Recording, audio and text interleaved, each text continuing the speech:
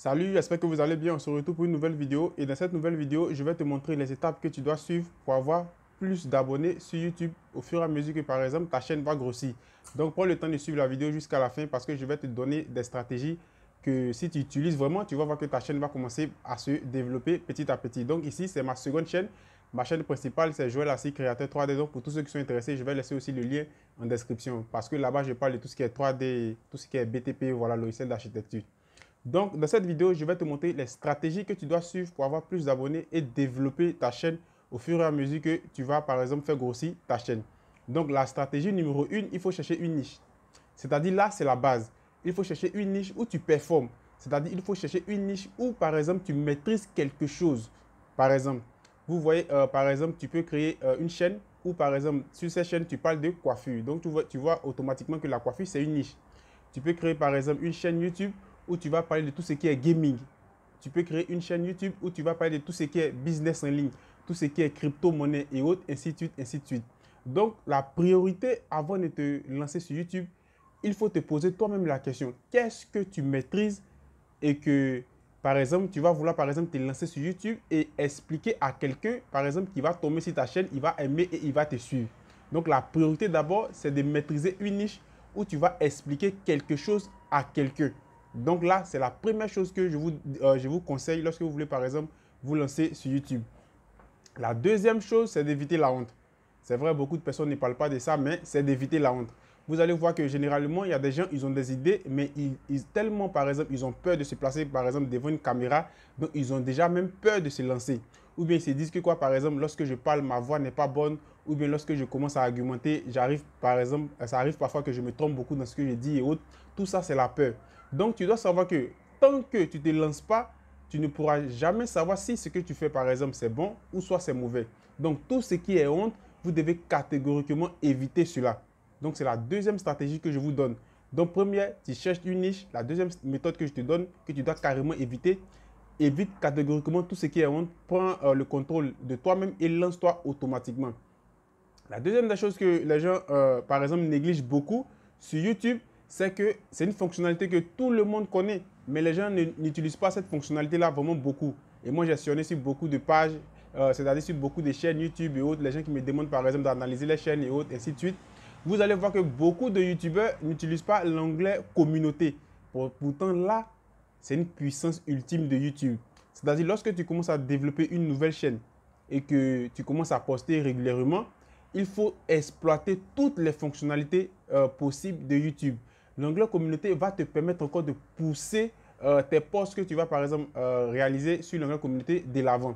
Donc, par exemple, ne te dis pas que comme tu as une petite chaîne et que tu vas réaliser par exemple une vidéo et autres, ou bien tu vas poster quelque chose, ça ne va pas partir loin. Non, détrompe-toi. Donc, si tu regardes cette vidéo et que tu n'avais pas l'habitude d'utiliser l'onglet communauté, à partir d'aujourd'hui, commence à poster quelque chose là-bas.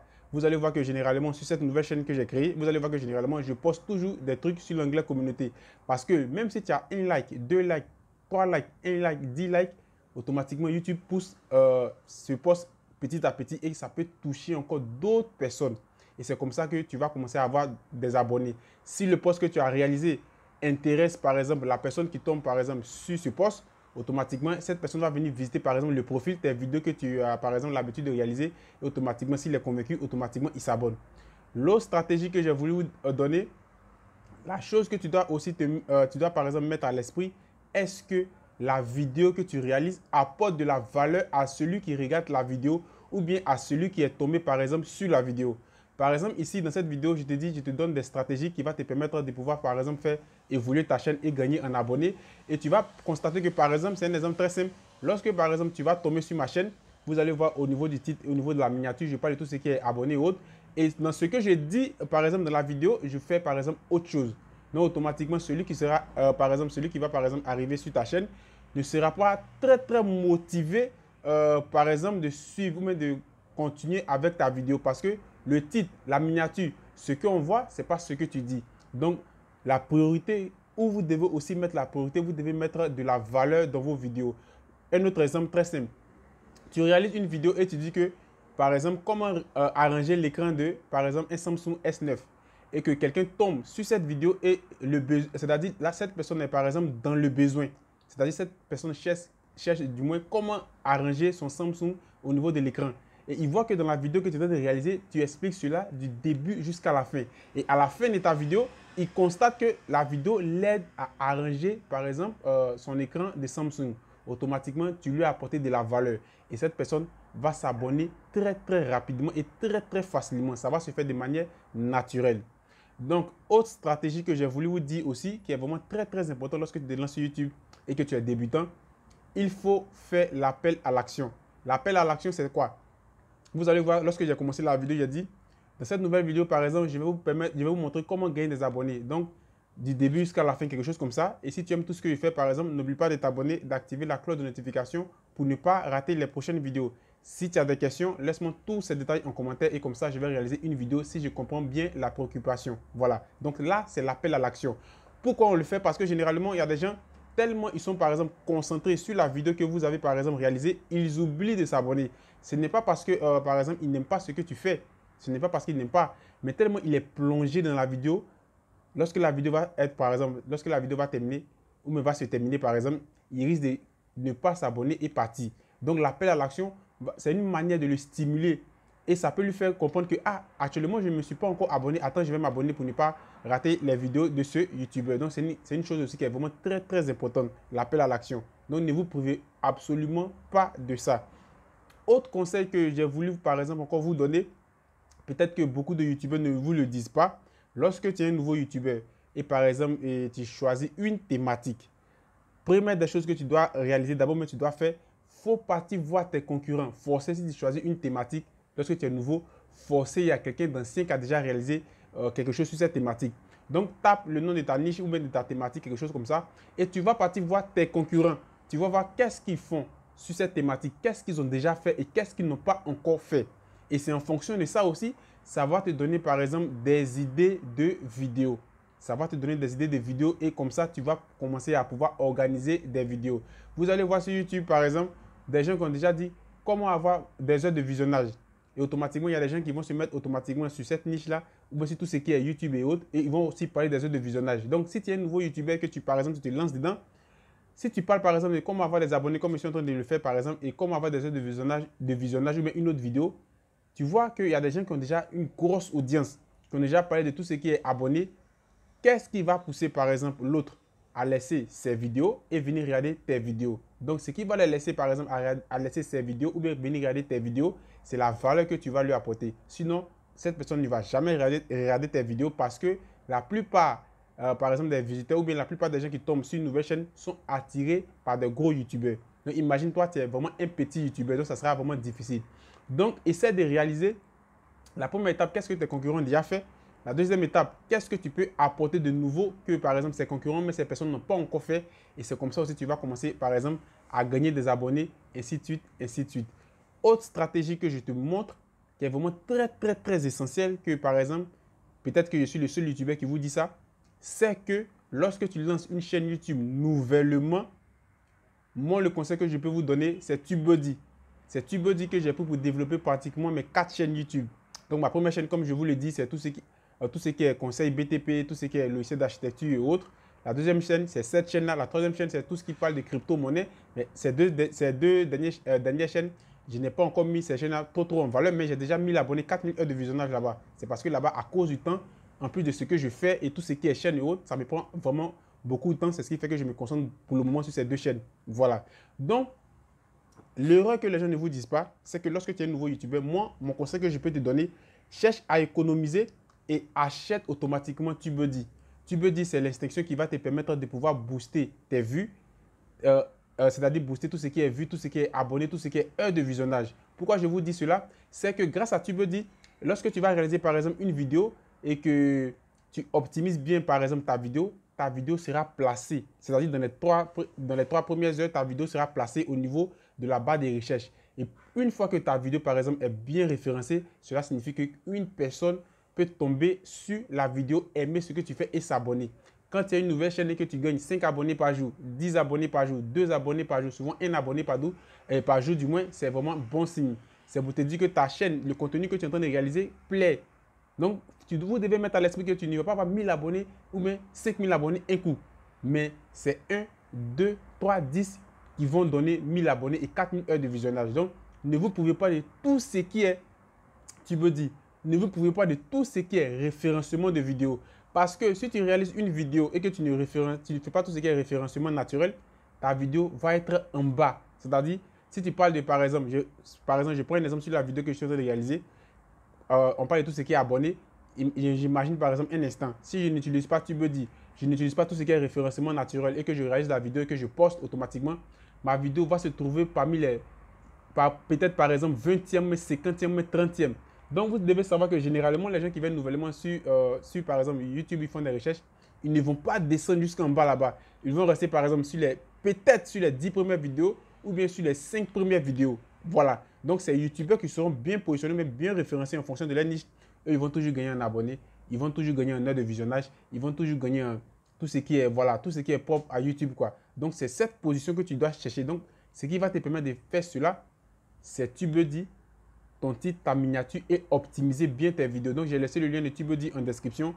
Si ça t'intéresse, moi, je te conseille vraiment de le faire. Donc, n'écoute pas tout ce que les gens disent. Non, la version gratuite va beaucoup t'aider. La version gratuite, tu dois savoir que tout ce qui est gratuit n'apporte rien, n'apporte pas quelque chose, n'apporte pas grand-chose. Donc, moi, pour le conseil que je te donne, je te conseille de prendre un abonnement avec TubeBuddy. C'est-à-dire, tu vas prendre un abonnement, non pas sur le mois, mais sur l'année. Je pense qu'actuellement, si tu as moins de, par exemple, 1000 abonnés et autres, ça doit être 3 dollars ou bien 2, je pense 3 ou 4 dollars le mois. Donc, moi, je te conseille, par exemple, de prendre sur l'année et tu seras vraiment à l'aise. Donc, dans ma première chaîne, lorsque j'ai lancé ma première chaîne, je n'avais pas toutes ces stratégies parce qu'au départ aussi, j'étais un débutant. Donc, c'est lorsque j'ai commencé à comprendre beaucoup de choses et que j'ai lancé toutes les autres chaînes, j'ai commencé maintenant à comprendre qu'il faut économiser un peu d'argent. C'est vrai, ce n'est pas facile d'avoir de l'argent, mais moi, si je devais vous conseiller d'économiser de l'argent pour quelque chose, vous avez déjà un téléphone, un micro et apprendre TubeBuddy pour l'année. Et automatiquement, vous allez commencer à optimiser vos vidéos et vous-même, vous allez avoir par exemple le résultat. Donc, ne vous pouvez pas de tout ce qui est référencement naturel. La deuxième chose, mais l'autre chose que j'ai voulu ajouter pour avoir des abonnés et des vues, beaucoup de YouTubeurs pensent que, par exemple, lorsque tu te lances sur YouTube, rapidement, tu vas avoir, par exemple, les abonnés et les heures de visionnage. Non, non, non, ça n'arrive pas comme ça. Ça demande un gros travail derrière. YouTube, c'est une plateforme, ça demande beaucoup de boulot derrière. Et vous allez remarquer quelque chose que les YouTubeurs ont l'habitude de dire. Il y a deux éléments, la traversée du désert et l'effet boule de neige. Donc, vous allez voir que la traversée du désert, lorsque vous allez lancer, par exemple, votre chaîne pour la première fois, vous n'allez pas avoir de vues. C'est normal, c'est logique. Pour quelqu'un qui comprend déjà YouTube, lui, il s'en fiche. Il sait que même s'il a 40 vues, vous allez même regarder, mais sur la chaîne, vous allez voir qu'il y a des vidéos que j'ai réalisées qui font 40 vues, qui font 30 vues, qui font par exemple 50 vues. Mais moi, je suis tranquille. Je sais que derrière, ces vidéos sont optimisées et forcément, parmi toutes ces vidéos, vous allez voir qu'il peut y avoir 10 ou 15, 30 vidéos qui vont exploser. Ou bien soit, il peut y avoir 5 vidéos, ou bien soit, il peut y avoir une vidéo qui va exploser et qui va faire par exemple décoller la chaîne. Donc, la traversée du désert, tous les YouTubeurs ont passé par là. Donc, si tu lances sur YouTube, la partie la plus complexe, c'est cette partie-là. Il n'y a pas autre chose, c'est la partie la plus complexe. Donc, une fois que tu maintiens le cap et que tu dépasses par exemple tes 100 premiers abonnés et que tu continues sur cette lancée, même si tu as 30 vues, même si tu as 40 vues, même si tu as 2 vues, même si tu as 5 vues, tu ne dois pas te décourager parce que c'est comme ça que YouTube fonctionne. Et arrivé un moment lorsque tu vas dépasser un certain nombre d'abonnés, c'est-à-dire lorsque tu vas commencer à avoir 800, 900 et 1000 abonnés, et que vous allez voir un changement peut apparaître sur votre chaîne, c'est ce qu'on appelle l'effet boule de neige. Vous allez voir qu'à partir de là, vous n'êtes plus obligé de poster beaucoup de trucs dans beaucoup de groupes et autres, et vous allez voir qu'à chaque fois, vous gagnez un abonné. Donc, c'est YouTube qui est en train de faire le travail derrière. Donc, tout ce qui est effet boule de neige, c'est ça. Donc, arrivé un moment, vous allez voir qu'automatiquement, votre chaîne va prendre de l'ampleur où vous allez gagner un abonné au fur et à mesure, au fur et à mesure, au fur et à mesure. Donc, cette période de la traversée du désert, vous devez rester solide. Et après ça, vous allez voir que les abonnés vont venir au fur et à mesure que vous réalisez un bon contenu et au fur et à mesure que vous apportez de la valeur dans vos vidéos. Donc, c'est vraiment des points clés que je vous donne. Autre stratégie que je vous donne, si vous avez aussi la possibilité de faire des collaborations. C'est pourquoi généralement, par exemple, vous avez par exemple remarqué, je ne suis pas la seule personne à parler de ça, vous allez voir vous-même, d'autres youtubeurs, ils font des collaborations. C'est-à-dire, actuellement, je réalise une vidéo et un autre youtubeur me contacte par mail ou bien sur mon compte Instagram et me dit, bon Joël, ce que tu fais, ça me plaît. Je veux que par exemple, on réalise une vidéo ensemble et vous allez voir qu'on va réaliser peut-être un direct. Pourquoi on réalise des directs ou bien pourquoi on fait une collaboration? C'est de se faire tourner les abonnés. C'est-à-dire, moi, mes abonnés, je vais les rediriger chez lui et lui, ses abonnés, il va les rediriger chez moi. et c'est une manière de faire évoluer la chaîne au fur et à mesure que de votre côté, les deux éléments vont grossir. C'est pourquoi vous allez remarquer que beaucoup de youtubeurs le font. C'est-à-dire c'est une manière de s'aider. C'est vrai, c'est une pratique qui n'est pas facile, mais si tu as la possibilité de faire la collaboration, automatiquement, excusez, moi je te le conseille de le faire. Mais si tu veux aussi faire la collaboration, fais la collaboration en fonction du nombre d'abonnés que tu as. Parce que si tu as, par exemple, je prends un exemple très simple, si tu as par exemple 500 abonnés ou même 1000 abonnés, ne cherche pas à faire de collaboration avec un youtubeur qui a 10 000. Ça ne sera pas facile, 20 000, 30 000, mais 100 000 abonnés qu'il t'accepte. La collaboration, c'est en fonction du niveau. Ceux qui ont fait la collaboration avec des youtubeurs qui ont vraiment beaucoup d'abonnés, peut-être qu'ils se connaissent, peut-être que c'est une chance. Sinon, tu as 1000 abonnés, cherche quelqu'un au moins qui a 2000 abonnés. Tu as 5 000 abonnés, cherche quelqu'un au moins qui a 5 000, 6 000, 7 000, peut-être un peu 8 000 ou 10 000. Donc, c'est en fonction de ça. Pour tous ceux qui m'ont aussi posé la question, parce que la collaboration va te permettre aussi de gagner en abonnés. Autre stratégie que je vais aussi te donner, qui va aussi vraiment t'aider à avoir des abonnés, il faut aussi faire, par exemple, des cadeaux. Voilà, tu fais un jeu concours, quelque chose comme ça pour dire, celui qui gagne le jeu concours, il aura tant. Vous allez voir qu'il y a beaucoup de youtubeurs qui utilisent aussi cette stratégie-là. Donc, en conclusion, ce que je peux vous dire pour avoir des abonnés, faites des vidéos, n'ayez pas honte, lancez-vous, ne cherchez pas la bonne caméra, ne cherchez pas le bon montage. Le plus important, c'est de se lancer et vous allez voir qu'automatiquement, votre chaîne va commencer à grossir. Si vous avez des questions, laissez-moi toutes ces questions en commentaire. Et sur ce, je vais vous dire à la prochaine pour une autre vidéo. Ciao!